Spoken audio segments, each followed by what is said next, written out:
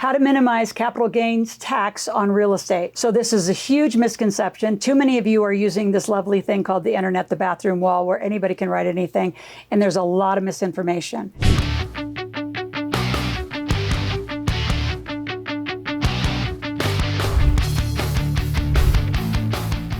So I want to talk about three things. Just understanding the basics of capital gains tax and real estate. Number two, effective strategies to minimize or almost eliminate is in some of the strategies. And number three, what are the common mistakes to avoid when you're dealing with your capital gains in your real estate? So first of all, what is capital gains? So the actual legal definition of capital gains is the profit from a sale of real estate or an investment. So know the difference between long-term and short-term capital gains. You got to understand that and know where you're dealing, especially inside real estate and the timing of holding the real estate. In addition, you want to understand your own tax bracket. What are your income brackets? Where are you going to land when it comes to the capital gains when you actually sell the real estate? So many real estate investors, I can just tell you, we avoid it completely by using the biggest strategy, which is a 1031. So when you use a 1031 strategy, you do want to use an expert team. So we use a variety of companies where they specialize in 1031 exchanges to make sure that the capital gains tax is not only minimized, is completely eliminated, but there's specific requirements in real estate that you need to transfer. Now, a huge misconception on 1031 exchanges is like kind.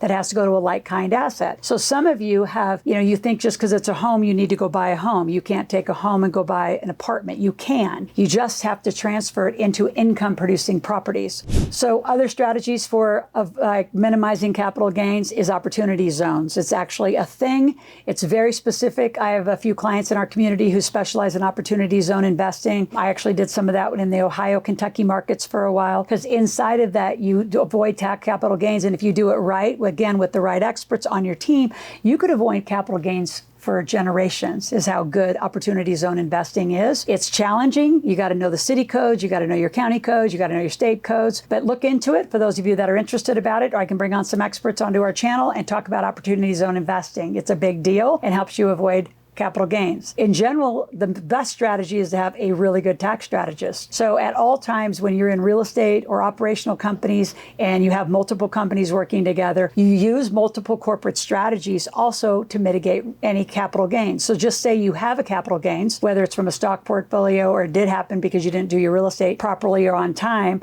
then you use other tax strategies to actually do a depreciation schedule or a deferment schedule against the gains. So your goal is to balance out your taxes to the most legal minimum level that you possibly can. It's fascinating to watch the news and the politics and the entertainment, I call it, of totally ignorant people picking on politicians who play this game, who created the laws completely thoroughly. But they, since you don't know what's going on, you think what they're doing is illegal. It's totally not true. There are so many strategies to reduce and mitigate your taxes, including capital gains taxes on real estate. And done right, you can avoid them altogether. Before we continue on, I want you to subscribe to my channel. I want you to be here. Click that notification button 5 days a week. Come out with a lesson every day. What else can I teach you about? If you don't have real estate, you just don't click off this channel and say, well, I have real estate. I would say, why aren't you looking at it? Why aren't you getting it? Engage in all of the different topics that we are bringing to you on this channel, and share the channel. Share with a lot of your friends. In fact, we have a binge challenge that we go on for 25 hours of binge watching here on my YouTube channel. We're going to credit you $750 towards new tuition of something that we can help you and mentor you through.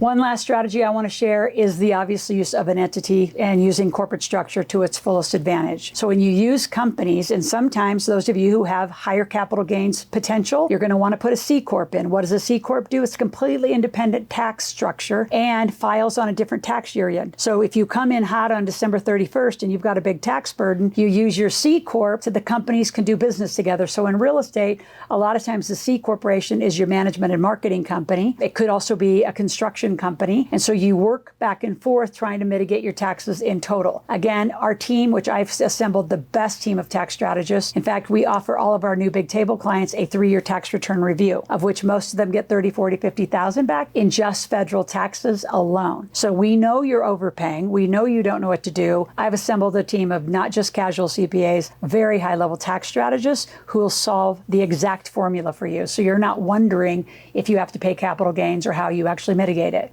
The final strategy are for those of you that are just starting out in home buying and you live in the house for 2 years. You can actually move 250 as an individual, 500 as a couple to your next property. So there's a lot of real estate investors who avoid capital gains by just moving every 2 years to a next property and continuing to move that up. You can actually do some refi, take some money off the table, go buy some other real estate. So you can acquire fairly quickly using that strategy. And if you need other people's money and other people's capital, go to my search bar. I have a lot of videos that share with you how to use other people's money, how to do the deal structure, how to do that properly. The common mistakes to avoid when dealing with capital gains in real estate are obviously record keeping.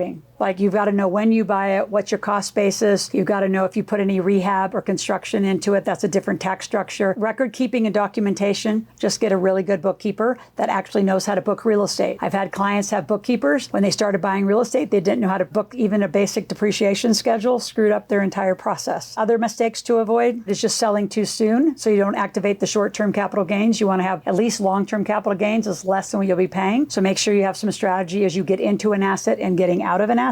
Another mistake, any tax evasion. You're not evading taxes in our strategy. I know a lot of people say, well, you don't pay taxes. That's because we have impeccable strategists who actually lay it all down. Corporate structure is how you mitigate overall. So in just the most general concept to reduce capital gains in just any tax is the way that you're making the money, what company, how your depreciation schedules go. If you really get into a tangle, you're going to go buy some gas and oil, which is an 85 to 100% depreciation schedule against your highest income. So there's all sorts of different assets that you can buy. You can be in aviation, you can do mineral rights, water rights. So there's other assets that if you tangled it up or you're sitting here watching and going, I do have capital gains, I need to deal with it this year, you need to call our office. So click on the link below, get a strategy session with our team. Let us talk about some solutions we have for you. And always go to askloral.com, ask a question, make a request.